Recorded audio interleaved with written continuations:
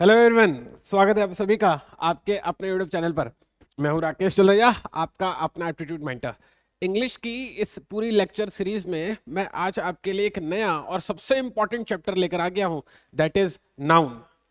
Noun हमारे exam के point of view से सबसे इंपॉर्टेंट चैप्टर्स में से एक है और अच्छा खासा इसमें कंटेंट होता है जो आपके एग्जाम में बहुत इंपॉर्टेंट होता है, जिससे फॉर श्योर क्वेश्चन पूछे ही पूछे जाते हैं। तो मैं क्या करने वाला हूं, मैं इस वाले सेशन में आपसे एग्जाम में पूछे जाने वाले बहुत इंपॉर्टेंट क्वेश्चंस डिस्कस करने वाला हूं। ठीक है, तो मेरे साथ इस वाले सेशन में एंड तक बने रहिएगा और इस वाले सेशन की पीडीएफ लेने के लिए आप मुझसे टेलीग्राम चैनल तलरेजा राकेश में भी जुड़ सकते हैं। ठीक है, चलिए फटाक से शुरू करते हैं। सबसे पहले हम लोग देखते हैं नाउन की डेफिनेशन। नाउन की डेफिनेशन क्या होती है? नाउन की डेफिनेशन जो हम लोग बहुत समय से स्कूल टाइम से सुनते हुए आ रहे हैं, the noun, a noun is the name of the person, place, thing, quality और एक्शन। हर वो चीज जो आप देख, सुन, महसूस कर सकते हैं, सब कुछ या छू सकते हैं, सब कुछ नाउन है। आगे बात पकड़ में, नाउन हर वो चीजें जो देख, छू, महसूस और देख समझ या फिर समझी जा सकती है, हर एक चीज नाउन कहलाती है। हर वो चीज दुनिया में नाउन है। पॉइंट आ गया समझ में? अब नाउन के कुछ एग्जाम्पल है। उदाहरण के लिए, जैसे किसी पर्सन का नाम, जैसे किसी पर्सन का नाम होगा जुकर या मैक्स या जेवियर, तो वो सारे के सारे नाउन के अर्थ में कहे जाते हैं। ठीक है, जैसे किसी एनिमल का नाम, कैंगारू, डॉल्फिन, ये भी नाउन के अर्थ में कहे जाते हैं। कुछ उदाहरण बता रहा हूँ, पहले थ्योरी बताता हुआ चल रहा हूँ। प्लेस के नाम, जगह का नाम है, जैसे इंडिया, ऑस्ट्रेलिया, बॉस्टन, बॉस्टन, ये सब कुछ जो है नाउन होते हैं। चीजों के नाम, टेबल, कंप्यूटर, चेयर, ये सारी की सारी चीजें क्या है? नाउन है। Name of the an idea, मतलब कि जो चीज आप महसूस कर सकते हो, खुशी, गुस्सा, एक्साइटमेंट, ये सब कुछ भी नाउन है। तो मैंने क्या कहा, हर वो चीज जो आप देख सकते हैं, छू सकते हैं, महसूस कर सकते हैं, सब कुछ नाउन की श्रेणी में आ जाता है। ठीक है, आगे यहाँ तक बात समझ में? चलिए फटाक से आगे बढ़ते हैं। Different types of noun. Noun के बच्चे लोग कुछ प्रकार होते हैं, हम लोग क्या करने वाले, वो प्रकार पर दरअसल डिस्कस करने वाले कि कौन कौन से प्रकार होते हैं नाउन के। तो सबसे पहला होता है कॉमन नाउन। कॉमन नाउन दरअसल किस अर्थ में प्रयोग किया जाता है? जब हम किसी चीज को ना जनरलाइज वे में बोलते हैं। जैसे फॉर एग्जाम्पल मैंने कहा मेन, अब दुनिया में तो बहुत सारे मेन है, सीधा है समझ में? तो मैं कौन से मेन की स्पेसिफिकली बात कर रहा हूं, मैंने क्लियर तो नहीं किया। मैंने कहा बस पुरुष होने चाहिए, तो वो कॉमन नाउन का सेंस हो गया। अब मैंने कह दिया स्पाइडरमैन, तो भाई बहुत सारे मैन होंगे, लेकिन मेरे को कौन सा मैन चाहिए? वो जो स्पाइडर रहता है, जो जाला फेंकता है, वो वाला मैन चाहिए।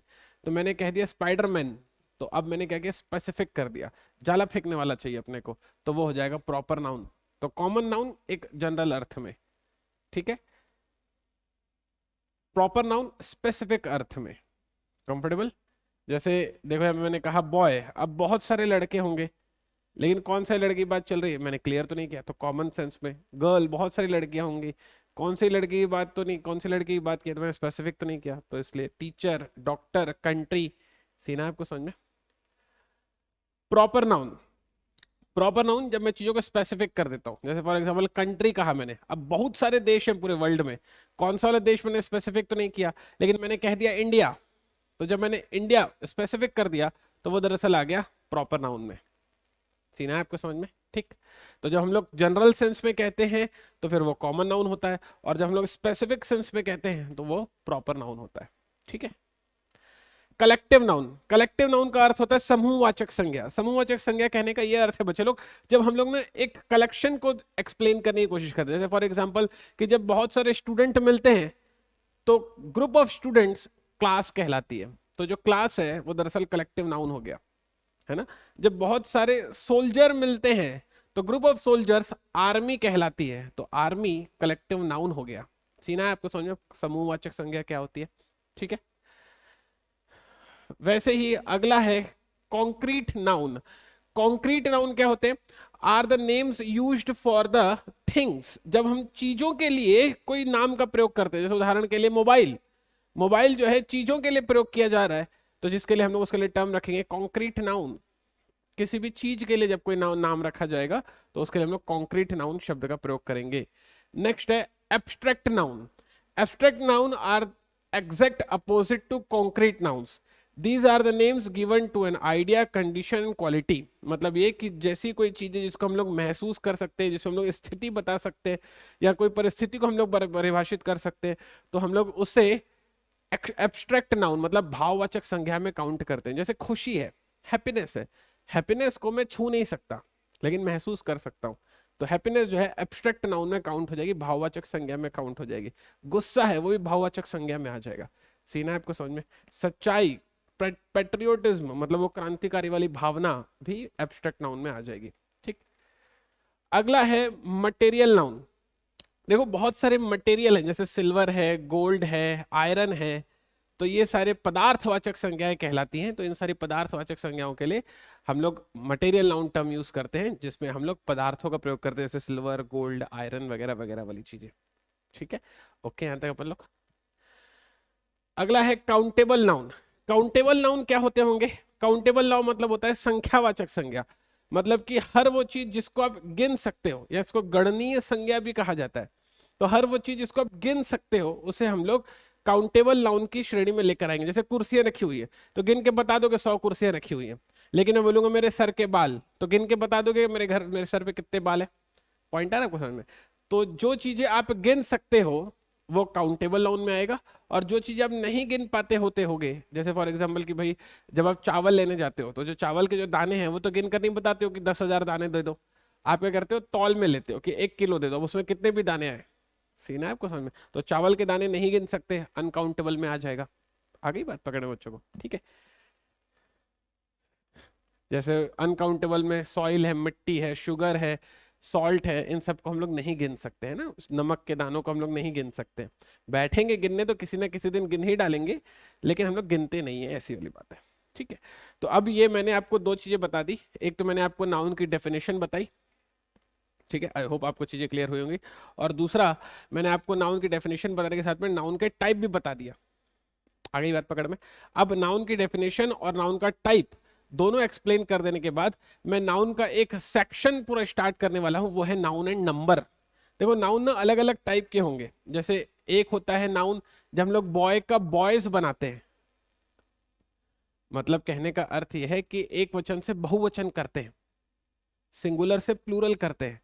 दूसरा हम लोग बॉय का गर्ल बनाते हैं, मतलब ये कि पुल्लिंग का स्त्रीलिंग करते हैं, मस्कुलाइन जेंडर का फेमिनाइन जेंडर करते हैं।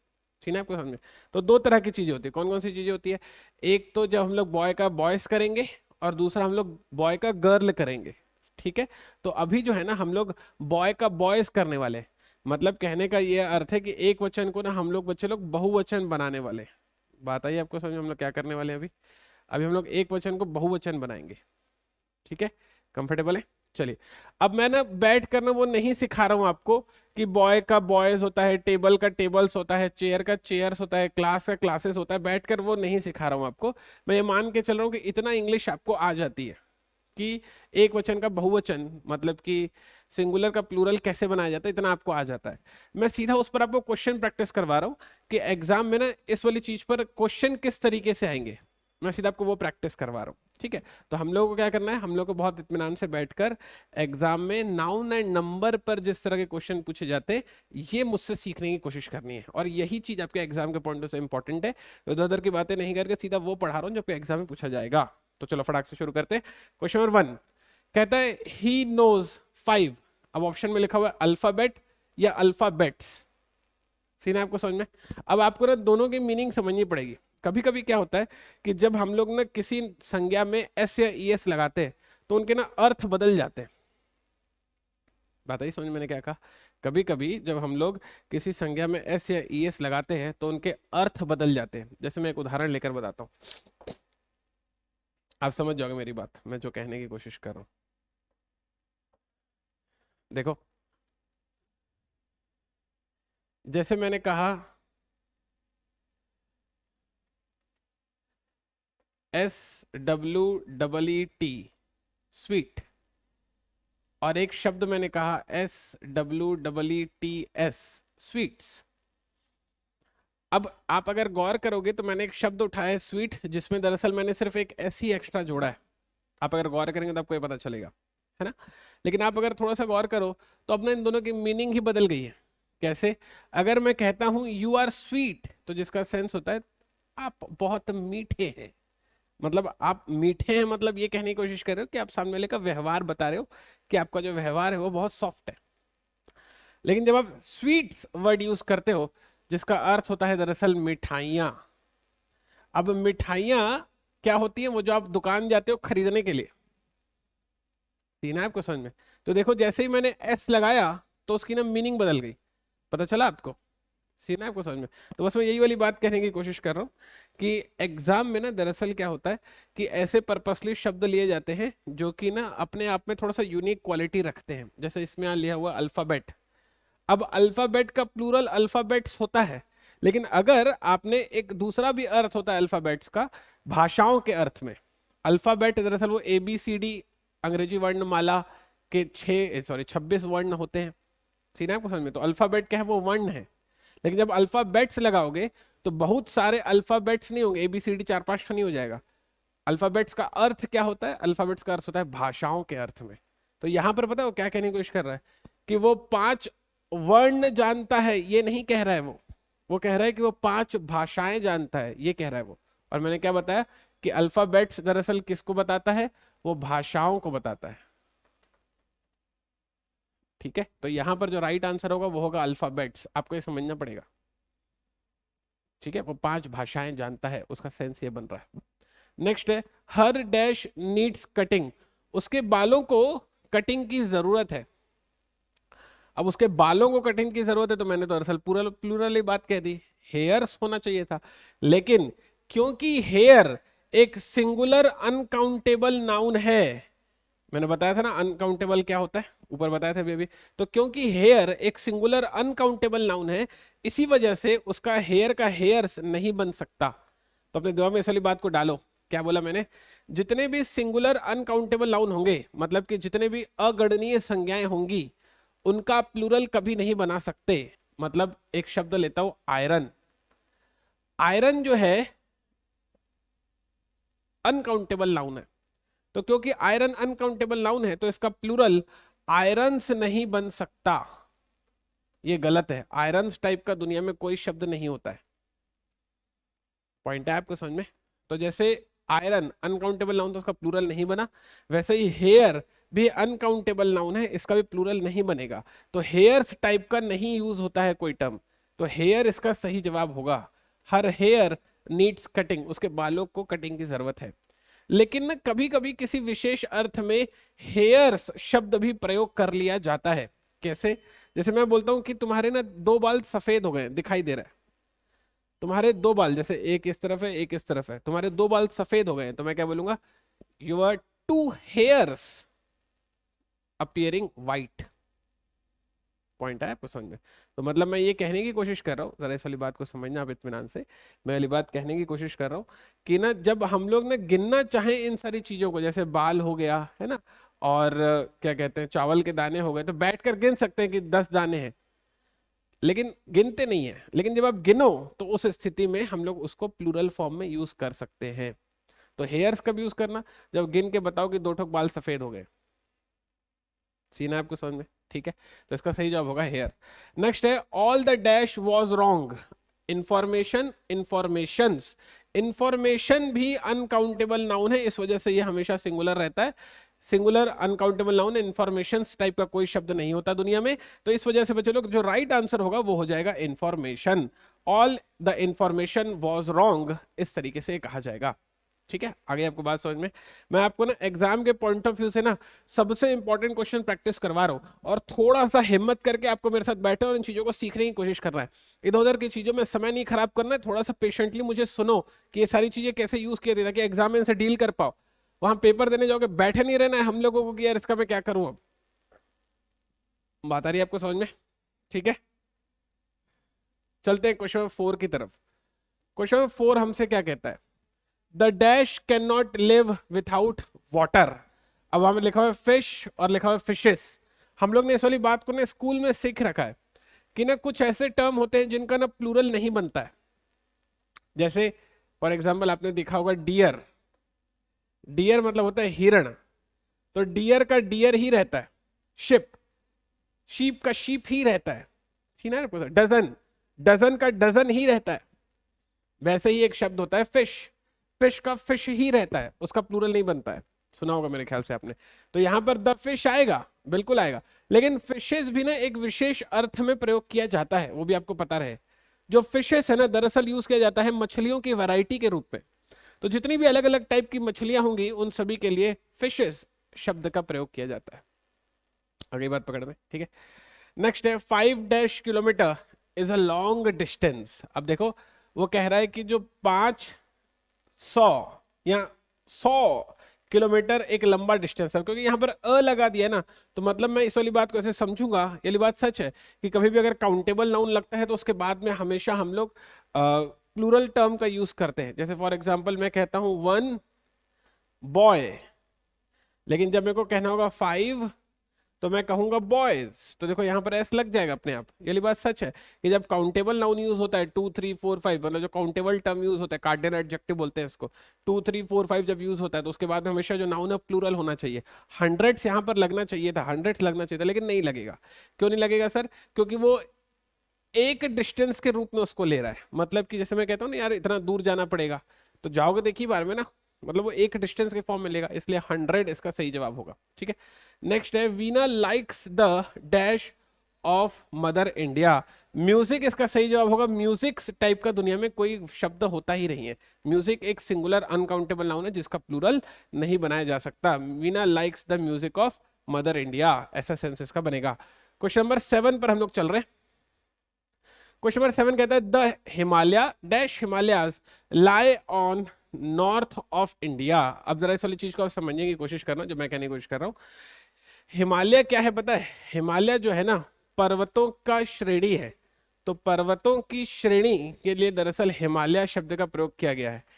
बहुत सारे पर्वत जो हैं जब मिलते हैं तो एक श्रेणी बनती है जिसका नाम हमने हिमालय रखा है। तो क्योंकि बहुत सारे पर्वत हैं उसमें और उससे एक श्रेणी बनी है, तो बहुत सारे पर्वत है इसलिए हिमालयाज शब्द प्रयोग किया जाता है। हिमालय टाइप का कोई शब्द नहीं होता है। द हिमालयाज इसका एकदम सही जवाब है बच्चे लोग, ठीक है। आगे बात पकड़ में। His dash has been stolen, baggage या बैगेजेस। अब देखो बैगेज क्या होता है पता है? बैगेज का शाब्दिक अर्थ है साजो सामान। तो उसका जो बैगेज है ना वो दरअसल चोरी हो गया, उसका साजो सामान चोरी हो गया। साजो सामान में कुछ भी हो सकता है भाई, एक सूटकेस होगा, 2 थैली होगी, 4 झोले होंगे, पॉइंटर समझ में, तो ये सब कुछ मिलकर साजो सामान बनता है। इसका प्लूरल कुछ नहीं होता है, बैगेज इसका एकदम सही जवाब होगा, ठीक है। नेक्स्ट है the Indian dash are known for their bravery and loyalty. तो ये कहने की कोशिश कर रहा है कि जो भारतीय सेना है वो अपनी ब्रेवरी और लॉयल्टी के लिए मशहूर है। अब फोर्स का मतलब होता है बल, जैसे सेना की एक टुकड़ी है तो अपन उसको फोर्स कहते हैं, मतलब उसको अपन छोटे छोटे बलों में बांट देते हैं। लेकिन फोर्सेस का अर्थ होता है सेना के सेंस में। तो इस वाले क्वेश्चन का सही जवाब हो जाएगा बच्चों लोग फोर्सेस।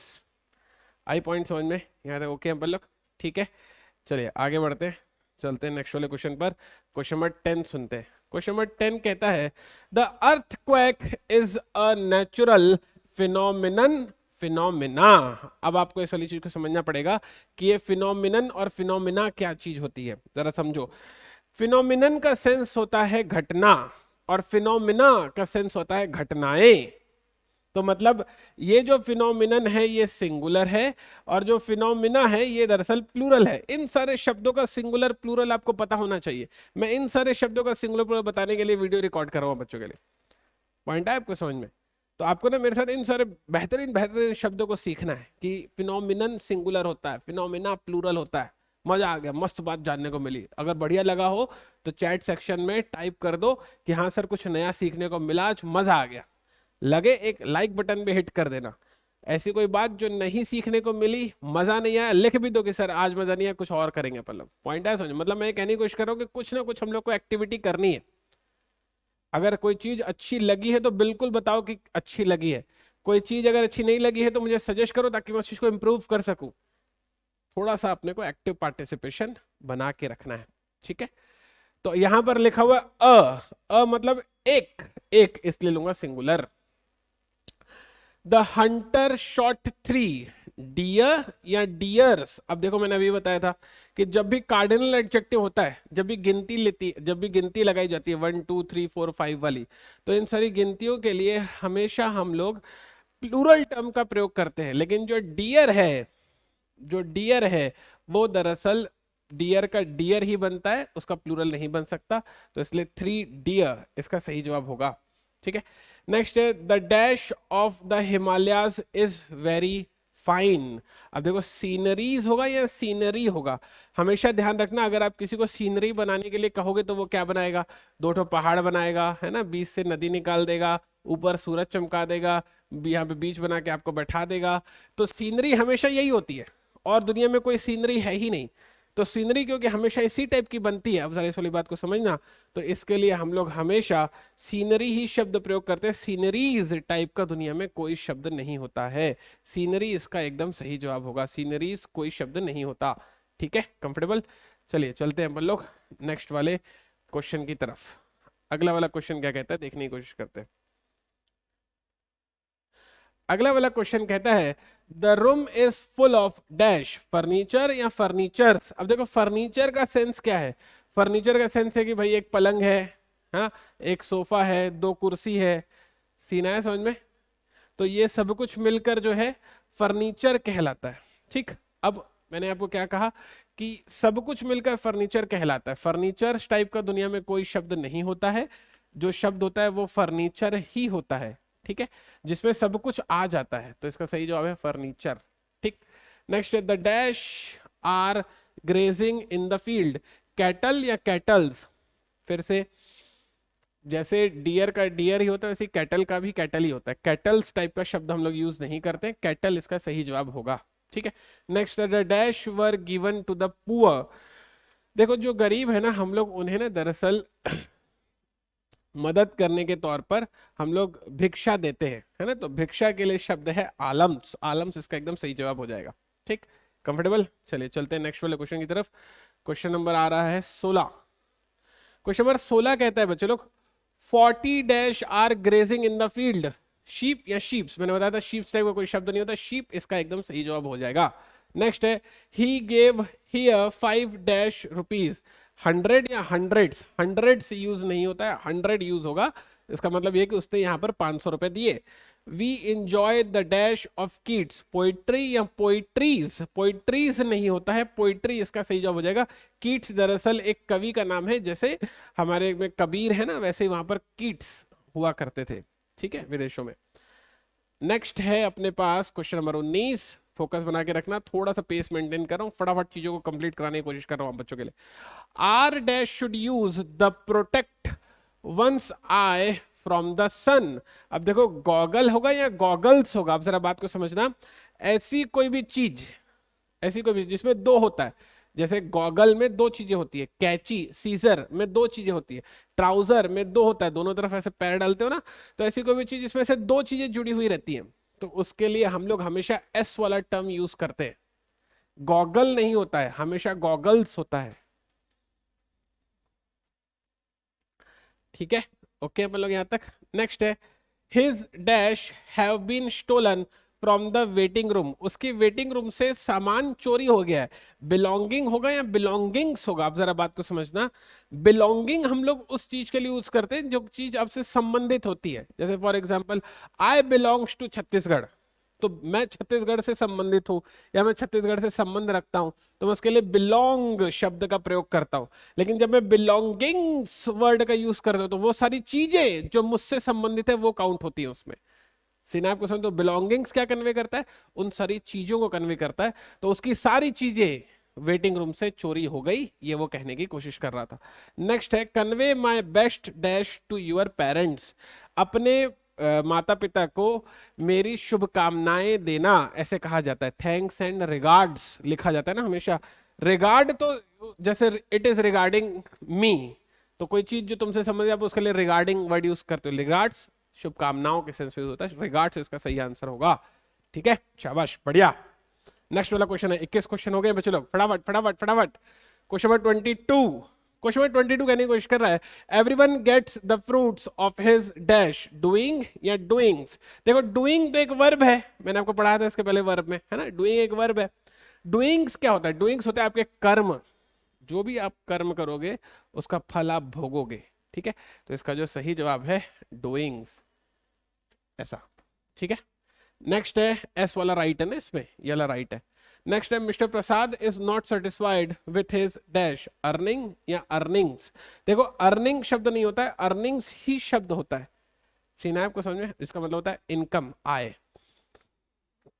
नेक्स्ट है, I have sent her dash congratulation या कॉन्ग्रेचुलेशंस। ध्यान रखना, हमेशा इस चीज का ध्यान रखना। आप हमेशा लोगों से कहते हो कि भाई आपको आपके जन्मदिन की शुभकामनाएं, या आपने जो है ये माइलस्टोन अचीव किया उसकी आपको शुभकामनाएं, तो उसके लिए हम लोग हमेशा कॉन्ग्रेचुलेशंस शब्द का प्रयोग करते हैं, ठीक है। Question number 25। क्वेश्चन 25 है, 4.5 have passed since I came here. Are या आर्स, अब देखो आर्स प्लूरल होता है क्योंकि 4.5 घंटे जो कि एक से ज्यादा है, इसलिए HOURS वाला यूज होगा, ठीक। नेक्स्ट है, 5 eggs are to be bought. मैंने आपको बताया था कि जो डजन है ना, देखो ऑप्शन में यहाँ पे मेरे को डजन फिल करके देना है, तो मैंने आपको बताया था जो डजन है ना, डजन के लिए जो प्लूरल टर्म है उसका वो डजन्स नहीं होता है, डजन ही रहता है। ये मैंने आपको बताया था अभी अभी, है ना। तो इसका जो सही जवाब होगा वो डजन ही होगा, डजन्स नहीं होगा, ठीक है। आई गेस आप चीजों को कनेक्ट कर पा रहे होंगे और मजा ले रहे होंगे। नेक्स्ट है, dash of people are unemployed. अब देखो, लेकिन अगर कभी ऐसा वाला सेंस होता है, ऑफ वाला सेंस अगर कभी होता है, ये चीज इंपॉर्टेंट, एक बार जरा सीख लेना। कभी भी अगर ऑफ वाला अगर सेंस होता है तो उसके लिए अपन बोलते हैं सैकड़ों लोग उस बम धमाके में उनकी जाने चले गए, सैकड़ों लोगों की बम धमाके में जाने चले गए। तो देखो अपन सैकड़ों ऐसे में बोला, है ना। हजारों लोग ट्रेन के नीचे दब के मर गए, है ना। देखो मैं ऐसे हजारों शब्द बोला, है ना। दर्जनों आम खराब हो गए, देखो मैंने दर्जनों शब्द बोला। तो जब मैं ना इस तरह से टर्म यूज करता हूं ऑफ वाले सेंस पे, ऑफ वाले सेंस में, तो उस वाले केस में मिलियन का प्लूरल मिलियंस यूज किया जा सकता है। दर्जनों आम खराब हो गए, dozens of mangoes have rotten, ऐसे कहा जाता है। पॉइंट है आपको समझ में? तो यहां पर ये एस वाला सही है। जब भी ऑफ वाला आएगा ना टर्म, तो हमेशा उसके लिए एस वाला यूज करना सही होता है। मिलियंस, हंड्रेड्स, डजन्स, फिर सही हो जाता है। तो ये स्पेशल केस है, पेपर में आने वाला केस है। Question number 28। क्वेश्चन 28 कहता है, our state is very much rich in natural dash resource है, रिसोर्सेस। रिसोर्सेस में हमारा जो स्टेट है वो बहुत ही ज्यादा भरपूर है। One should file once dash on time, return या रिटर्न्स। अब जरा बात को समझो, रिटर्न का मतलब तो वापसी होता है ना। और हम लोग क्या भरते हैं? हम लोग भरते हैं रिटर्न्स ऑफ इन्वेस्टमेंट। कहते हैं ना कि भाई अपना जो टैक्स है, ROI है, वो समय पर भर देना चाहिए। सीना आपको समझ में? तो ये दरअसल क्या होता है, ये आपका प्रॉफिट होता है। तो आपके रिटर्न्स पर आपको टैक्स लगता है। तो यही कहने की कोशिश कर रहा है, one should file once returns on time, मतलब हर एक इंसान को अपना जो प्रॉफिट है वो समय पर फाइल करवा लेना चाहिए। तो रिटर्न्स का मतलब होता है प्रॉफिट। देखा कैसे मीनिंग बदल गई एस लगाया तो। नेक्स्ट है, Aditi has lost her binocular binoculars. अब समझो कि बाइनोक्यूलर क्या होता है, वो इसके ये होता है दरअसल दूरदर्शी, वो जो हम लोग ऐसे आंखों में लगाकर देखते हैं ना, वो दूर दूर का जो है दिख जाता है फिर अपने को। तो देखो उसमें दो होता है, मैंने बताया था जिस भी चीज में दो होगा हमेशा एस लगाया जाएगा। बाइनोक्यूलर्स वाला टर्म इसमें सही हो जाएगा, ठीक है। आई गेस अब बच्चे लोग समझ पा रहे होंगे। क्वेश्चन नंबर चलते हैं 31 पर। क्वेश्चन नंबर 31 कहने की कोशिश कर रहा है, I did all these in a simple manner या मैनर्स। अब जरा बात को समझो, मैनर का मतलब होता है तरीका और मैनर्स का मतलब होता है आचरण। हम लोग किसी किसी को ऐसे डांटते ना, ए सीधे खड़े रहो, मैनर्स नहीं है क्या, ऐसे बोलते ना अपन लोग। तो जो आप किसी को डांट रहे हो तो आप क्या बोल रहे हो, आपका आचरण सही नहीं है। तो ये कह रहा है कि मैंने ये सब कुछ बहुत आसान तरीके से कर लिया, इस वजह से चुनूंगा मैं मैनर। देखो मैंने एस लगाया तो कैसे मीनिंग बदल गई। मैंने कहा था ना कुछ कुछ ऐसे शब्द होते हैं जब हम लोग उसका प्लूरल बनाने जाते हैं तो उनकी मीनिंग ही बदल जाती है। जैसे ये रहा, the crowd dash waiting for the chief minister was या फिर वर। अब जरा समझो, क्राउड दरअसल अर्थ होता है भीड़ के सेंस में। भीड़ एक कलेक्टिव नाउन है, ठीक है। अब मैंने आपको बताया था कलेक्टिव नाउन, इसके पहले क्लास में बताया था, फिर से रिपीट कर देता हूँ। कलेक्टिव नाउन जो होता है ना बच्चों लोग, वो दरअसल दोनों फॉर्म में प्रयोग कर लिया जाता है, सिंगुलर भी और प्लूरल भी। देखना पड़ता है कि वाक्य में वो किस तरह से प्रयोग किया गया है। यहाँ पर ये जो कलेक्टिव नाउन है ना, ये दरअसल वाक्य में प्रयोग किया गया है, ये दरअसल वाक्य में प्रयोग किया गया है एक झुंड के रूप में, एक समूह के रूप में, क्योंकि सारा का सारा समूह जो है चीफ मिनिस्टर का ही इंतजार कर रहा है। ऐसा तो नहीं है कि भाई समूह के कुछ लोग जो है खाना बटाने का इंतजार कर रहे हैं और समूह के कुछ लोग जो है चीफ मिनिस्टर इंतजार कर रहे हैं, सारे के सारे चीफ मिनिस्टर का इंतजार कर रहे हैं। सीना को तो एक समूह है, सिंगुलर है, तो सिंगुलर होगा तो इसके लिए हम लोग वॉस का प्रयोग करेंगे। सीना आपको समझ में। नेक्स्ट है there dash few gentry in this town. अब समझो ये जेंट्री का मीनिंग क्या होता है। जेंट्री का मीनिंग होता है सज्जन लोग। जेंट्री का मीनिंग होता है सज्जन लोग। ठीक है, बहुत इंपॉर्टेंट क्वेश्चन आपको प्रैक्टिस करवा रहा हूं, एकदम मेरे साथ बने रहना और एंड तक पूरा सीखते हुए जाना, बिल्कुल भी लापरवाही मत करना। पॉइंटर समझो, और बहुत मेहनत से ना एक एक स्लाइड आपके लिए तैयार कर करके ला रहा हूं मैं, ताकि आप बच्चों को कुछ फायदा मिल सके। तो एट द सेम टाइम जब मैं आप बच्चों के लिए इतना एफर्ट डाल रहा हूँ, at the same time I am expecting कि आप भी खुद के लिए कम से कम उतना एफर्ट डालो। मेरे लिए मत डालो, खुद के लिए डालो। मेहनत करनी है अपने को बच्चे लोग, ठीक है, मेहनत करना है। तो क्या कह रहा है, there dash few gentry in this town. देखो जेंट्री का मतलब होता है सज्जन लोग, तो कह रहा है कि इस शहर में कुछ सज्जन लोग हैं। तो कुछ सज्जन लोग हैं, जो कि प्लूरल वाला टर्म हुआ ना, इसलिए यहाँ पर आर सही हो जाएगा। ठीक है, आइडिया मिला। फटाक से चलते क्वेश्चन नंबर 34 पर। क्वेश्चन नंबर 34 कहता है the flock of birds dash always seen in the morning. Flock मतलब होता है पक्षियों का झुंड, तो सुबह के समय पक्षियों का झुंड देखा जा सकता है। झुंड कलेक्टिव नाउन है और वो एक समूह के रूप में प्रयोग किया जा रहा है, जो कि सिंगुलर होगा, इसलिए इज यहां पर यूज किया जाएगा। ठीक है, the family dash left the house. वो परिवार घर छोड़कर चला गया। परिवार घर छोड़कर चला गया, परिवार एक कलेक्टिव नाउन है और पूरा का पूरा परिवार एक साथ घर छोड़कर चला गया। तो वो जो परिवार है वो भी दरअसल एक समूह के रूप में प्रयोग किया जा रहा है, इस वजह से यहां पर यूज होगा हैज। नेक्स्ट है all the members of the family dash left. परिवार के सारे सदस्य, अब बात को समझो, भले ही बात परिवार की हो, लेकिन इस वाले सेंटेंस में परिवार की नहीं, परिवार के सदस्यों की बात हो रही है, और सदस्य तो बहुत सारे होंगे ना, और क्योंकि हम लोग सदस्य को एक एक करके देख रहे हैं, जो कि प्लूरल में है, जो कि प्लूरल में है, इस वजह से यहां पर यूज होगा प्लूरल वाला टर्म हैव। तो मैंने आपको क्या बताया था, जो कलेक्टिव नाउन होता है वो सिंगुलर और प्लूरल दोनों ही अर्थों में यूज किया जा सकता है, लेकिन देखना पड़ता है कि सेंटेंस में वो किस तरीके से लगाया गया। तो यहां पर जो फैमिली है वो एक कलेक्शन के रूप में, एक समूह के रूप में लिया गया था, जो कि सिंगुलर था, इसलिए हैज। यहां पर परिवार नहीं, परिवार के सदस्यों के बारे में बात की जा रही थी, और सदस्य जो है प्लूरल है, इस वजह से हैव। सीखो बात को। चलते नेक्स्ट वाले क्वेश्चन की तरफ। Question number 37। क्वेश्चन 37 कहता है the odds dash against us. Odds का मतलब होता है परिस्थितियां, तो जो परिस्थितियां है वो हमारे विपरीत है। परिस्थितियां प्लूरल टर्म है, इस वजह से आर आएगा। माई स्पेक्टिकल्स डैश मिसिंग। स्पेक्टिकल्स का मतलब होता है चश्मा, मेरा चश्मा नहीं मिल रहा है मुझे। तो चश्मा भले एक है, लेकिन उसमें दो कांच लगे हुए हैं, दो कांच लगे हुए, इसलिए हमेशा एस लगाया जाएगा, सिखाया था ना। और ये हमेशा जिसमें दो चीजें होती है, जैसे कैंची, कैंची में सीजर्स, दो टांगे होती है उसकी। ट्राउजर, ट्राउजर में दो टांगे होती है उसकी। पैंट्स, पैंट्स में दो टांगे होती है उसकी। सॉक्स, सॉक्स में दो पैर में डालने के लिए होता है उसमें। तो ऐसे सारे टर्म जिसमें दो चीजें होती है, उसके लिए वर्ब हमेशा हम लोग प्लूरल लेते हैं। तो प्लूरल कौन है, आर। आर इसका सही जवाब हो जाएगा। The second innings dash not yet over. Innings ही हमेशा वर्ड यूज होता है बच्चों लोग, हम लोग बहुत आराम से कह देते हैं दूसरी पारी के लिए इनिंग वर्ड होगा, गलत है वो। इनिंग्स ही शब्द होता है, जैसे अर्निंग्स ही शब्द होता है, वैसे ही इनिंग्स ही शब्द होता है।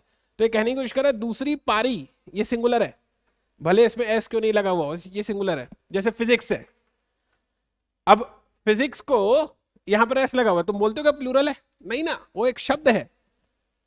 बात आ रही है आपको समझ में? तो यहां पर जो टर्म आएगा the second inning dash not yet over is, इसका एकदम सही जवाब हो जाएगा। ठीक है, नेक्स्ट अगला वाला क्वेश्चन है क्वेश्चन नंबर 40। क्वेश्चन नंबर 40 मुझसे कहता है your scissors dash not very sharp. देखो सीजर्स मतलब होता है कैची, एस लगा हुआ है, लेकिन ये हमेशा प्लूरल वाला टर्म लेगा, इसलिए are. Measles dash an infections disease. अब देखो मिजल्स का मतलब होता है हैजा, ठीक है, तो भले ही इसमें एस लगा हुआ, लेकिन ये तो एक बीमारी का नाम है ना, जैसे फिजिक्स था, जैसे पॉलिटिक्स है ना, तो इस वजह से आएगा इज, सिंगुलर है ना, वो तो बीमारी का नाम है। The childrens feet dash dash injured, ये वॉस यहाँ पे नहीं आएगा। अब जरा समझना, ये जो फीट है ना, ये फीट जो है प्लूरल टर्म है। फूट का प्लूरल होता है फीट, प्लूरल है तो क्योंकि हमारा सब्जेक्ट प्लूरल से वर्ब भी प्लूरल, तो सही जवाब होगा वर। वर इस क्वेश्चन का सही जवाब हो जाएगा। ठीक है, चलते हैं नेक्स्ट वाले क्वेश्चन में।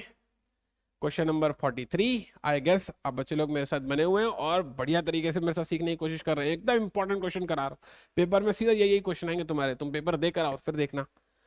The woman dash to do their job. अब देखो WOMEN लिखा हुआ है, WOMAN होता ना तो इसका मतलब वो सिंगुलर होता।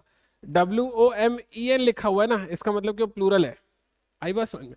तो क्योंकि मेरा जो सब्जेक्ट है वो प्लूरल है, तो मेरा वर्ब भी प्लूरल होना चाहिए। गो प्लूरल होता है, गो सिंगुलर होता है, बताया था ना। इसका सही जवाब हो जाएगा गो। ठीक है, सब्जेक्ट वर्ब एग्रीमेंट पढ़ा चुका हूं।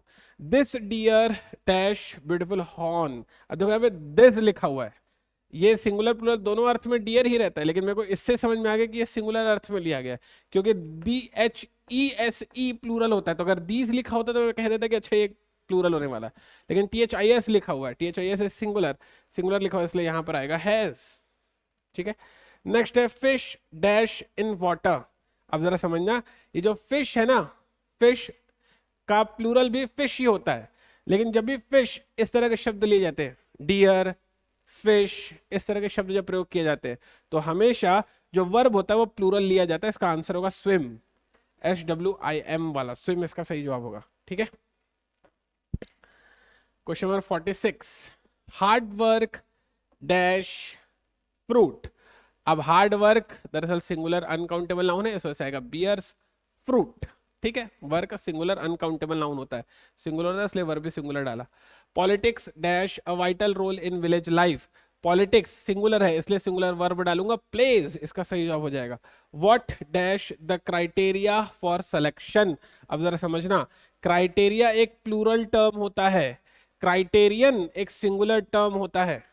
तो क्राइटेरिया एक प्लूरल टर्म है, तो मेरा जो सब्जेक्ट है वो प्लूरल है, इस वजह से जो वर्ब आएगा वो भी प्लूरल आएगा। आर इसका सही जवाब बनेगा। बच्चे लोग सीखने की कोशिश करो एकदम बढ़िया तरीके से। ठीक है, चलिए चलते हैं नेक्स्ट वाले क्वेश्चन में। क्वेश्चन नंबर आ रहा है अपना 49। क्वेश्चन नंबर 49 कहता है a pair of birds dash flying. देखो बर्ड्स भले ही प्लूरल हो, लेकिन उसके एक जोड़े के बारे में बात की जा रही है, और जो एक जोड़ा है वो सिंगुलर है, तो सिंगुलर है इस वजह से आ जाएगा यहाँ पर वॉज। वॉज इसका सही जवाब होगा। नेक्स्ट है सच फिनोमिना। ऊपर बताया था फिनोमिनन सिंगुलर होता है, फिनोमिना प्लूरल होता है। Such phenomena are seen on the Red Sea. ये ना आपको समझ में पता चला? तो ये पूरा का पूरा मैंने नाउन एंड नंबर, मतलब कि एक वचन बहुवचन वाले सेक्शन से आने वाले सारे क्वेश्चन, 50 क्वेश्चन आपको पूरे पूरे मैंने प्रैक्टिस करवा दिए। नेक्स्ट वाली नाउन की क्लास में मैं आपको इसका अगला वाला phase noun and case discuss करूंगा, जो कि एग्जाम के पॉइंट से और भी ज्यादा इंपॉर्टेंट होता है।